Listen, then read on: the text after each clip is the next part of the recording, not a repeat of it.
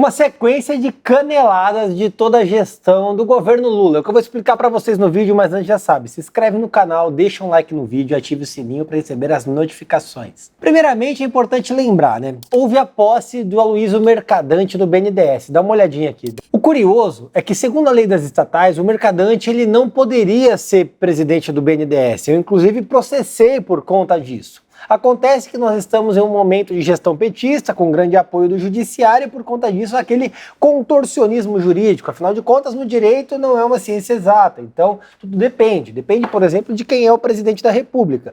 E naturalmente a lei das estatais acabou, de alguma maneira, driblada para garantir que Aloysio Mercadante assumisse o papel de presidente do BNDES. Vale dizer que a decisão do TCU foi um tanto quanto bizarra, porque eles disseram, olha, o Mercadante, ele trabalhou na campanha, mas ele não recebeu para trabalhar. Então, tudo bem, ele não entra na lei das estatais. Porém, a lei das estatais não fala especificamente que a atividade daquela pessoa durante a campanha tem que ser remunerada. Até porque, vamos concordar, ele trabalhou gratuitamente na campanha. Aí ele é nomeado no BNDES. Você não tem cara de acordo que o pagamento vem via BNDES porque ele trabalhou de graça, com vias assumiu o BNDES, porque o Lula ganharia a eleição? No fim das contas, ele acaba sendo aquele toma lá da cá, antecipado da campanha, com um trabalho feito com base no êxito. E aí a lei das estatais acaba driblada com uma situação sem pé nem cabeça, que não está prevista na lei, simplesmente para garantir que o Mercadante assuma a posição do BNDES. E no meio de tudo isso, o Lula cometeu uma gafe. Em discurso, ele assumiu que o BNDES tomou o calote dos países, das ditaduras aliadas ao PT, como a Argentina, como Cuba, como Venezuela. Essa gente não pagou o governo brasileiro e você bem sabe disso. Basta você dar um Google, colocar lá Brasil, calote, BNDES, você vai ver uma lista de gente que não pagou a conta. Só que aí, o que o Lula fez? Ele cometeu a gafe. Aí ele vai assumir a responsabilidade e falar, olha, peguei o dinheiro do seu fundo de garantia e emprestei para outros países e os países simplesmente não pagaram o Brasil? É óbvio que não. O que o Lula fez? Colocou a culpa no bode expiatório de tudo que é referência no governo dele, Jair Bolsonaro. Então, o BNDES, segundo Lula, não foi pago pela Argentina, pela Venezuela, por Cuba, porque o Bolsonaro cortou relações. Então é muito simples, você firma um contrato, assina o contrato, homologa, recebe o dinheiro, trocou o presidente lá, ele é de direita, eu não pago. É simples assim. Então se você pega o dinheiro emprestado do Santander, eu peguei lá 100 mil reais do Santander, você não paga? E porque eu trocou o gerente, você não quis pagar? É muito simples. Imagina, pega dinheiro com a agiota, aí fala, trocou aí o chefe do agiota, então não vou mais pagar o agiota. Experimenta pra ver a mão de pau que você vai tomar. É a mesma coisa. Só que, infelizmente, nós estamos falando de governo brasileiro. O Lula fala o que bem entende e a imprensa vende isso como se fosse uma coisa natural. Tá aqui o retrato agora. O sujeito deu o calote do Brasil, não irão reativar o pagamento, não vão retomar o pagamento da dívida e vão tomar novos empréstimos. É um absurdo, é um descalabro, isso é completamente bizarro, inaceitável. E aí no bolo disso tudo nós temos Luiz Marinho. Olha só, nós já temos aqui o dinheiro do fundo de garantia sendo emprestado, o Lula justificando o calote no Bolsonaro. E aí é até engraçado, fazendo uma ressalva aqui, quando o dólar sobe, a culpa era do Bolsonaro. Quando o dólar cai, o Lula resgatou a democracia. É um exemplo do que é a gestão petista. Quando tem alguma qualidade, o mérito é deles. Quando tem problema, é o governo anterior. Isso, inclusive, acaba afastando qualquer argumento de culpa do governo anterior, porque acaba banalizando a responsabilidade. Mas a gente sabe que a gente está aí em mais de um mês de gestão petista e não houve na prática gestão petista. O que houve foi discurso para militância. Falando em discurso para militância, Luiz Marinho resolveu entrar numa bola dividida com a Uber. Ele, em uma entrevista para o Valor Econômico, veja só o que ele disse. O Valor perguntou sobre a regulamentação do trabalho dos aplicativos. Já há um ponto de partida? E aí, dá uma olhada na resposta do Marinho, abrindo aspas para o infeliz que é o ministro do Trabalho. Olha o grau de burrice do sujeito. As empresas estão dispostas a discutir. Na Espanha, um processo de regulação, o Uber e mais alguém disseram que iam sair. Esta rebeldia durou 72 horas. Era uma chantagem, me falaram. E se o Uber sair? Problema do Uber. Não estou preocupado. Bom, a gente vê que o Luiz Marinho não está preocupado com a mobilidade de milhões de pessoas, não está preocupado com o complemento de renda ou com o trabalho de milhares de uberistas, ele não está preocupado com a plataforma do país como um todo, ele está preocupado em lacrar para os sindicatos, para a militância petista. Porque, afinal de contas, se não houver um ponto de convergência com a Uber, ela simplesmente vai embora do país porque não se torna mais conveniente operar no país. E se não é conveniente operar no país, o que vai acontecer? Você não vai ter transporte por aplicativo no seu celular, você vai ficar refém dos táxis, como era há algumas décadas atrás. E você lembra muito bem como era complicado nessa época e como é fácil. Você pega o celular hoje, chama um Uber, entra ali, tem o táxi ali na frente, você pega um 99 táxi. Enfim, a concorrência, a mercado. Se eles querem regulamentar a ponto de criar um vínculo empregatício entre o uberista e a Uber, naturalmente o que eles vão criar é um problema, porque a Uber não consegue constituir vínculo com milhares de motoristas como tem. Até porque a atividade ela é de parceria,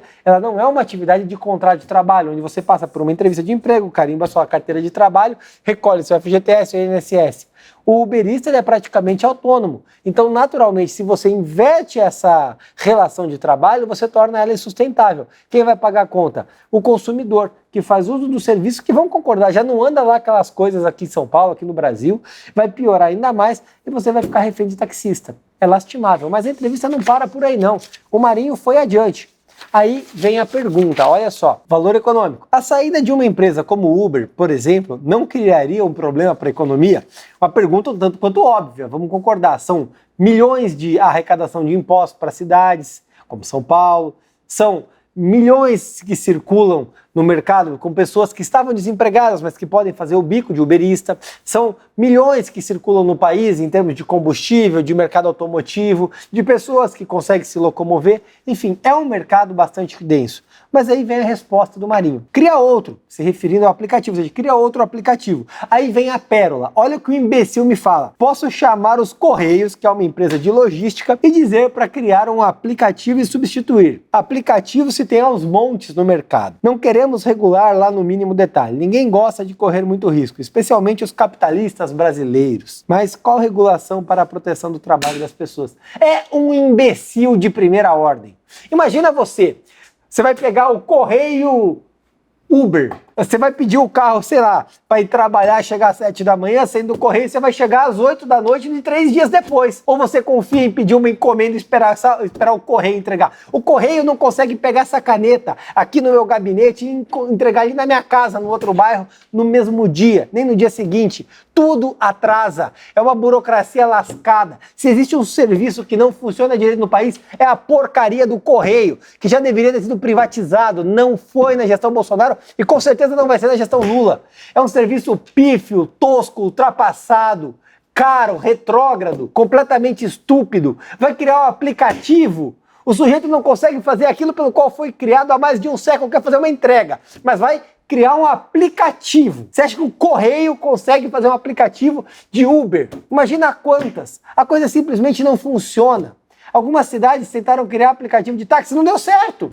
O 99 táxi está aí, funciona. Porque simplesmente o Estado não consegue operar nessa espécie de mercado. O Estado simplesmente não consegue operar no mercado. A grande realidade é essa, olha a Petrobras. Não funciona. E aí vem esse petista, vai criar o quê? Uma estatal? Vai criar uma agência dentro dos Correios para tratar de aplicativo? A coisa não faz sentido. Só que nós temos uma anta, uma besta mitológica à frente do Ministério do Trabalho, conduzindo operações e falando esse tipo de heresia. O que acontece? O mercado bagunça. Não adianta. O mercado bagunça. Não adianta vir a ministra lá e falar que vai reduzir a taxa e vai reduzir os juros na marra. Não vai reduzir, meu irmão. É preciso ter uma política de juros à altura dos desafios nacionais.